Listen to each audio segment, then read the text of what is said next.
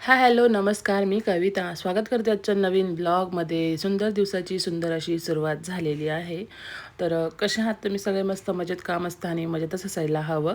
तर आता बघा सकाळी सकाळी ना चहा वगैरे, परत स्वयंपाक, सगळ्यांची गडबड चालू असते आणि प्रांजलच्या पप्पांना आहे ना सकाळी 10:30ला आमच्या शॉपवरती जायचं असतं. त्यामुळं सकाळचं 10:30चा त्यांचा टायमिंग असतो आणि संध्याकाळी ते 10 साडे 10 वाजता घरी येतात. डायरेक्ट 12 तासाचं टाईम असतं.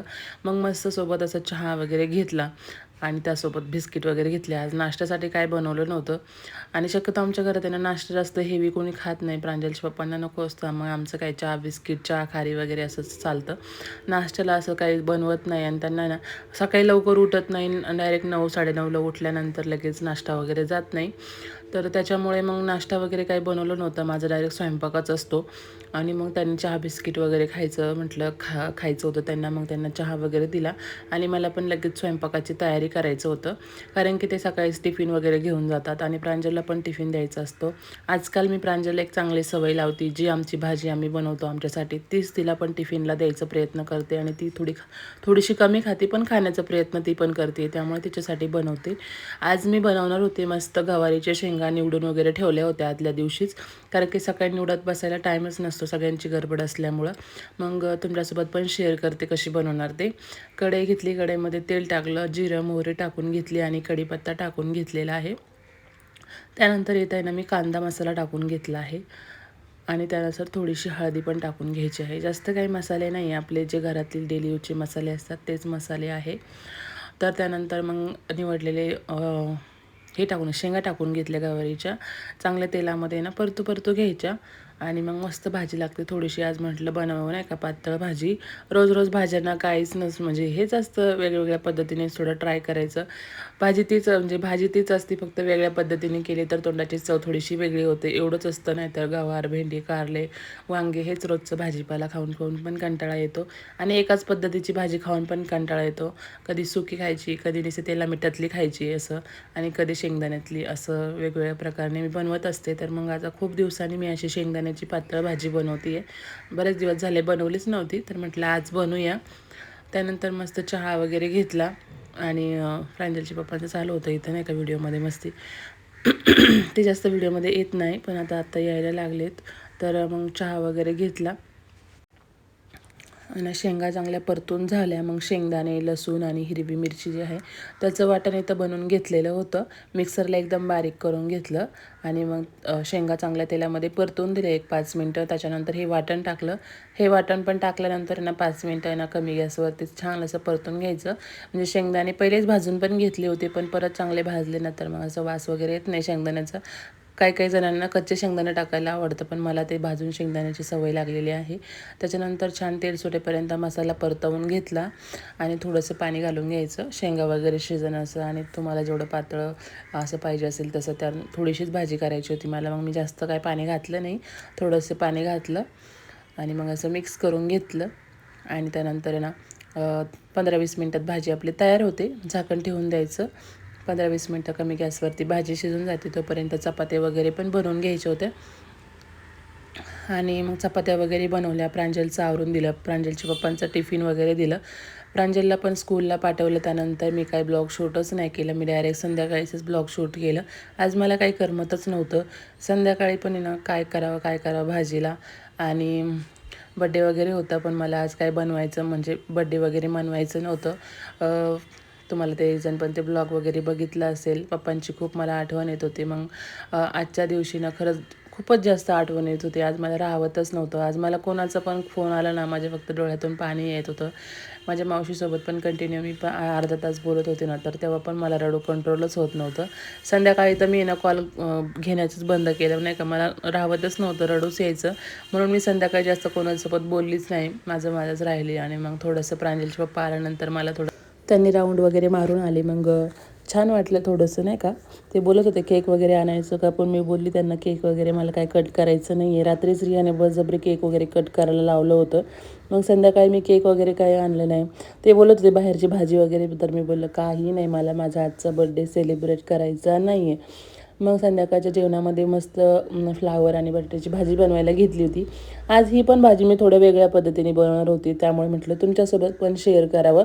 तुम्हाला पण नक्की अशा वेगवेगळ्या पद्धतीने भाज्या ट्राय करायला आवडत असेल नाही का. आपण वेगळ्या पद्धतीने बनवतो, कोणाची दुसऱ्याची बघितलं तर आपल्याला पण त्याच पद्धतीने बनवावं वाटते. म्हणून म्हटलं चला आपल्या मैत्रिणींसाठी आपण ही पण रेसिपी शेअर करावी. फ्लावर आणि बटाटे जे आहे ना ते छान असे कट करून घेतले होते आणि अर्धा तास पाण्यात भिजत ठेवलं. त्याच्यानंतर मग तेल टाकून परतवून घेतलं आणि मसाला वगैरेमध्ये काय काय घेतले ते पण दाखवलं तुम्हाला. त्याच्यानंतर सगळा मसाला वगैरे परतवून घेतला.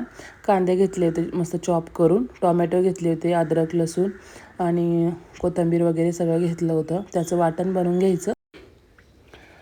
मसाला ना फ्लावर आणि बटाटा आणि तेलामध्ये परतायला ठेवून दिलं. गॅसची फ्लेम कमी केली आणि मसाल्याची तयारी सगळी करून घेतली. त्यापर्यंत म्हटलं मसाला वगैरे नाही का फ्लावर वगैरे परतोपर्यंत थोडंसं पीठ पण मळून घ्यावं. तर मग इथं पीठ मळून पण घ्यायची तयारी चालू होती माझी. पीठ वगैरे सगळं मळून घ्यावं म्हटलं आणि मग असं पीठ वगैरे भिजतं आणि लगेच मग चपाती बनवायला 10-15 मिनटं भिजलं की मग छान चपात्या येतात. इथं मी चपातीचं पीठ वगैरे मळून ठेवत होते. तर असा माझा आजचा दिवस होता. स्वयंपाक, घरातली कामं, दिवसभराचं खूप काय चालू असतं. तुम्हाला माझं दिवसभराचं रुटीन बघायला आवडेल का? मी काय काय करते ते पण तुम्हाला नक्की शेअर करेल. कधी कधी काय होतं शूटिंग करायचं असतं पण कधीच मध्ये तरी राहून जातं, म्हणून काय शूटिंग होतं काय होतच नाही असं होऊन जातं. त्याच्यानंतर मग पीठ वगैरे मळून ठेवलं. आता हे बिकोचं क्लिनिंग आहे. बिकोचे वाईप्स आहे हे आपले बांबूपासून बनवलेले आहे आणि ह्या दिवसामध्ये ना आपण टॉवेल वगैरे यूज करतो ना तर त्या खूप चिकट वाटतं नाही का असं पुसायला किचन वगैरे. तर हे बिकोचं आहे किचन टॉवेल आहे, वाईप्स वॉश आहे.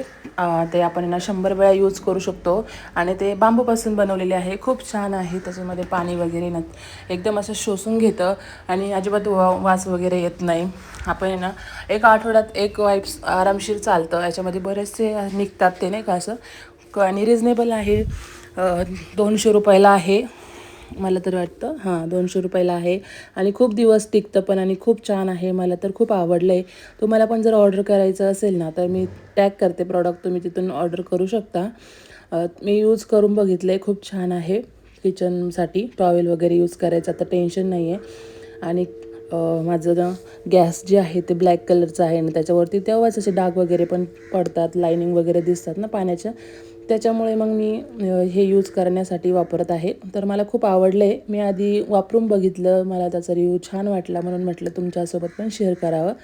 कारण की ही आपल्या किचनची गरजू वस्तू आहे. पाणी वगैरे पण त्याच्यातून एकतर शोषलं जातं ना, एकदम क्लीन होतं आणि धुवून आपण त्याला परत परत वापरू शकतो. बांबूपासून बनवलेलं आहे, खूप छान आहे. तर इकडे एका साईडला फ्लावर आणि बटाटे जे आहे ते मस्त तेलामध्ये परतवून घेतले होते, ते पण आता मी ना एका साईडला काढून घेते. आता भाजीची तयारी करू आपण. इथं थोडंसं तेल टाकलं आहे बघा, त्याच कढईमध्ये तेल टाकलं, जिरे आणि मोहरी टाकलं. बटाटा आहे ना थोडासा कढईला चिटकला होता पण हरकत नाही, भाजीच बनवायची आपल्याला त्याचीच. तर तेलामध्ये ना जिरं मोहरी टाकून घ्यायचं आणि कांदा टाकून घ्यायचा. बारीक चॉप केलेला कांदा होता मी. त्याच्यानंतर थोडंसं कढीपत्ता पण टाकून घेतला आणि आता कांदा आहे ना आपल्याला असा गोल्डन ब्राऊन सोनेरी कलर येईपर्यंत छान असं परतवून घ्यायचं तेलामध्ये. 10-5 मिनटं लागतात आपल्याला कांदा परतण्यासाठी. मस्त परतून घ्यायचा. त्याच्यानंतर आहे ना अद्रक लसूणची पण पेस्ट बनवली होती मी, ती पण टाकून घेतली. परत 10-5 मिनटं असं नाही का परतवून घ्यायचा आणि गॅसची फ्लेम कमीच ठेवायची. कोणतीही भाजी बनवताना घाई गडबड करायची नाही. असं पटकन होईल असं करायचं नाही, थोडा टाईम लागतो पण भाजी छान होते. मग कांदा परतून झाला, मग त्याच्यामध्ये ना लाल मिरची टाकली 2 चमचे आणि 1 चमचा जिरा पावडर, 1 चमचा धना पावडर आणि थोडीशी हळदी टाकून घेतली आणि परत छान असा मसाला ना मिक्स करून घेतला. मसाल्याला चांगलं तेल सुटेपर्यंत मसाला परतवून घ्यायचा कोणता पण. त्याच्यानंतर टोमॅटोची प्युरी केली होती, 2 टोमॅटो ना त्याची प्युरी बनवली होती, ते पण इथं ॲड करून घेतलेली आहे. आणि थोडेसे काजू ना मी भिजत घातले होते, त्याची पण पेस्ट बनवून घ्यायची आहे. काजूनी ना मग असं एकसारखेपणा येतो, कांदा टोमॅटो असा वेगळं वेगळं वाटत नाही. असे 5-10 काजू घेतले होते, भिजत ठेवले गरम पाण्यामध्ये आणि ते मिक्सरला त्याची बारीक पेस्ट बनवून घेतली. आता परत असं मिक्स करून घ्यायचं. एकदम हॉटेलसारखी टेस्ट येते, एवढी भारी लागते ना ही भाजी. मी पण पहिल्यांदा बनवली होती पहिले एकदा, आता ही दुसऱ्यांदा बनवली. परत खरंच छान होते. मग त्याच्यात परत मीठ घातलं आणि मस्त असं परतवून घेतलं परत. छान असा मसाला बघा तेल सुटलेलं आहे साईडने छान परतवून झालेला आहे. याच्यामध्ये आपण आता परतवलेला फ्लावर आणि कोबी तुम्हाला आहे ना याच्यामध्ये बऱ्याचशा भाज्या ॲड करायच्या असेल तुमच्या आवडीच्या तर तुम्ही करू शकता. खूप छान आणि टेस्टी होते ही भाजी.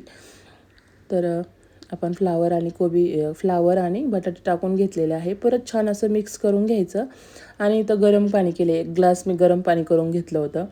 भाजीला आहे ना आपण जेव्हा भाज्या वगैरे परतवतो तेव्हा त्या भाज्या ना एकदम गरम झालेल्या असतात आणि आपण त्याच्यामध्ये थंड पाणी टाकून देतो ना, त्या भाजीची पूर्ण चव निघून जाते. त्यामुळे ना कोणतीही भाजी करत असताना शक्यतो गरम पाण्याचा वापर करायचा. त्या भाजीची टेस्ट अजून छान होते.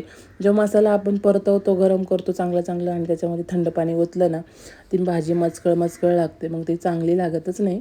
त्यामुळे मी इथं प्रत्येक भाज्यांमध्ये माझं तर ठरलेलं गरम पाणीच वापरते आणि छान असं 10-5 मिनिटात भाजी आपली इथं रेडी होणार आहे. त्यानंतर मला माझी फ्रेंडच होती, तिची पण कमेंट आली होती की तू दही कसं लावलं मटक्यामध्ये ते सांग. तर इथं मी मटक्यामध्ये ना दही असं लावलं होतं बघ. हे मटकं माझं आहे ना बिर्याणीसाठी मटकं भेटलं होतं हॉटेलमधून. त्याच मटक्यात मी दही लावून बघितलं होतं. खूप छान झालं. तिथं 2 चमचे दही टाकून घेतलं. छान असं मटक्यामध्ये मी फेटून घेतलं. छान असं 2 मिनटं असं पूर्ण दही ना त्याच्या एकसारखं करायचं असं नाही का, फेटून. तर असं छान असं फेटत होते मी. एकदम स्मूथ झालं की मग असं काय करायचं, मटका जो आहे ना असा गोल गोल फिरवायचा, म्हणजे सगळ्या साईडनी ना दही लागलं जातं नाही का. पूर्ण साईडने दही लागलं ना एकसारखं दही जमा होतं, पाणी राहत नाही आणि मटक्यामध्ये खरंच दही खूप सुंदर होतं. अजून मी असा मोठासा थोडासा याच्यापेक्षा थोडा मोठा मटका घेऊन येणार. याच्यात जास्त दूध नाही बसत, थोडंसंच बसतं.